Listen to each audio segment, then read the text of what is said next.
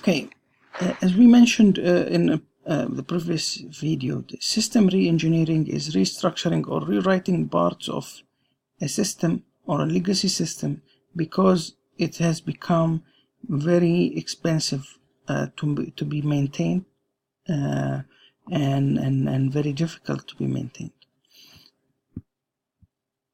Advantages of re-engineering is to reduce the risk,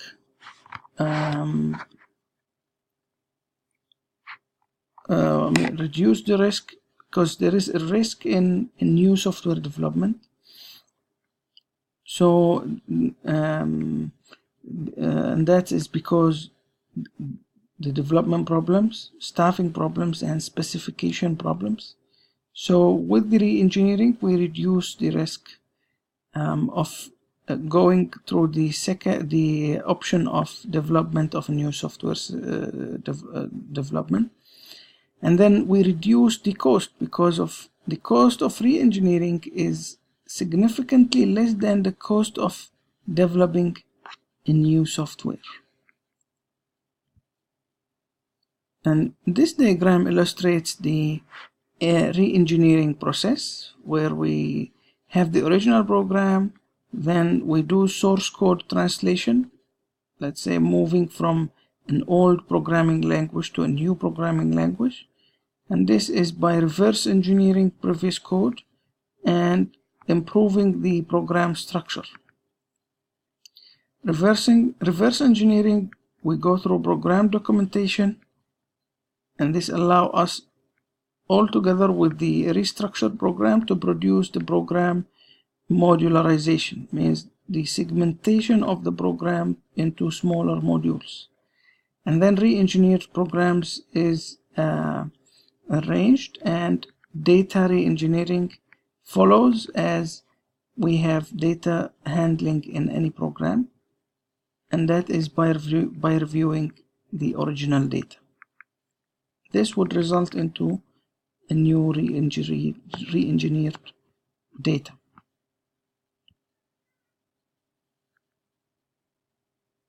So the process activities that we have seen earlier in re-engineering, such as source code translation, where we convert code to a new language, reverse engineering, where we do analyze the program to understand it, program structure improvement, where we restructure or we rearrange and restructure the program components, program modularization, where we reorganize the program structure, and data re-engineering, where we do a cleanup and restructure of the system data. Now, re-engineering has several approaches. As you can see this diagram, the cost of automated re-engineering is way smaller compared to manual re-engineering. And those are 5 approaches of re-engineering: automated source code conversion, and we have automated program restructuring, automated restructuring with manual changes.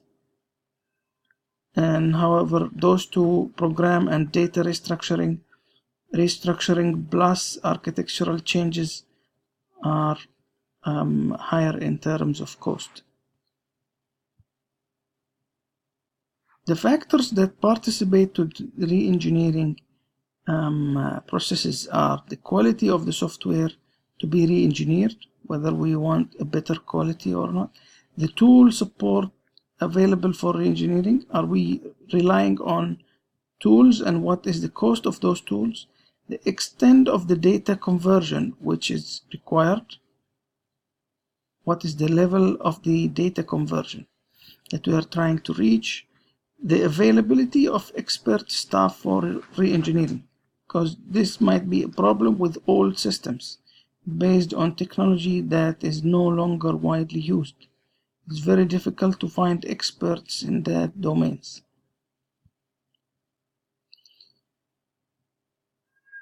And we have what we call preventative maintenance by refactoring. where refactoring is the process of making improvements to a program to slow down degradation through change. So with refactoring, we slow down the phase out of the program. We can think about it as preventive maintenance. Preventative maintenance, which reduce problems of future change.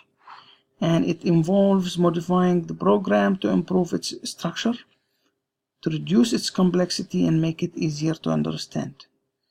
And when we do refactoring, we do not add new functionalities, but we concentrate on only improving what's existing.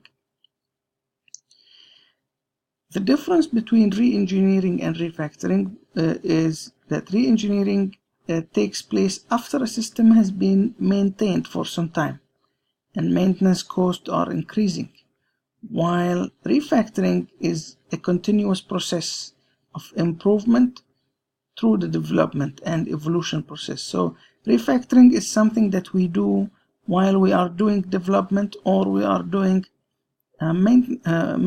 evolution processes, while re-engineering is done only after a certain number of maintenance and when the maintenance cost is increasing. Refactoring is intended to avoid the structure and code degradation or over complexity, which would increase the cost and the difficulty of maintaining the system. Now, there is something that is called bad smells in program code, and bad smells means it's an early signs of challenges to maintenance that would make maintenance more complex and increase its cost, such as duplicate code. And we could detect those bad smells by refactoring. So duplicate code, such as same or very similar code, may be included at different places in the program. This could be removed and implemented as a single method or a function that can be called when it's required. Long methods, and this is when the methods are too long. It should be redesigned and broken into smaller methods. Switch case statements often involve duplication, where the switch depends on type of value. So these statements may be scattered around the program, and in object-oriented languages can often polymorphism to achieve the same thing. So we could avoid using switch case statements by doing polymorphism. And data clumping, which happens when the same group of data items, fields for example, or parameters and methods, reoccur in several places in the program. This can be often be replaced with an object that encapsulates all of the data. So data clumping happen when we have same fields in multiple methods or classes. Speculative generality. This happens when developers include generality in a program in case it's required in the future. And this is often just removed to remove that challenge.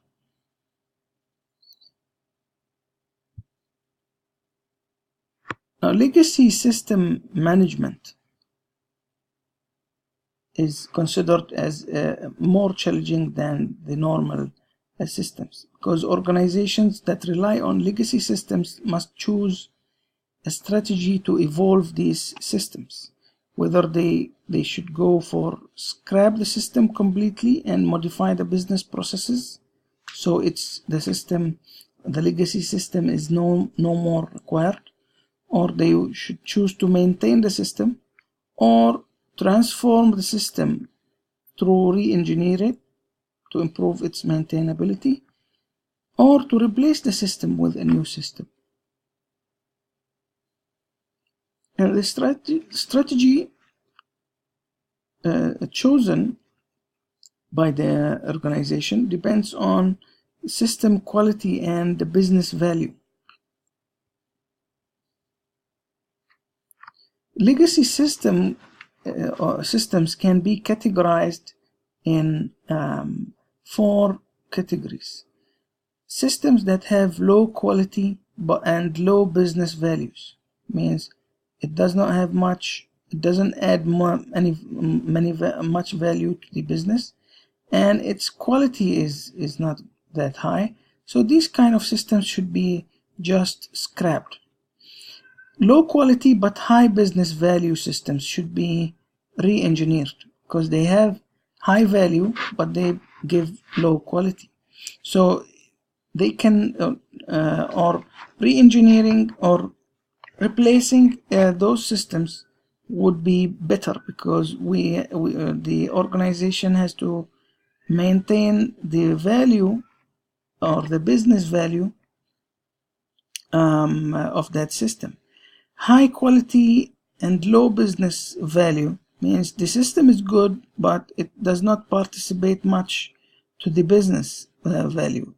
It could be replaced with systems off the shelf, or being scrapped completely, or it could be maintained as well, but it doesn't have that value in terms of business. High quality and high business value systems should be continued in operation using normal system maintenance because they have high quality and they have high business value.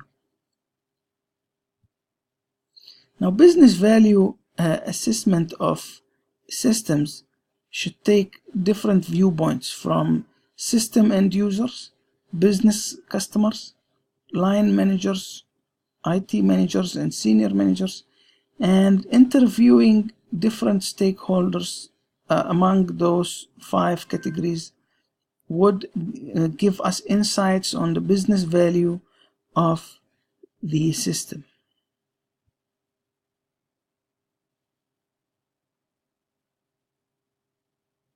Now we will continue on the remaining topics at the next video.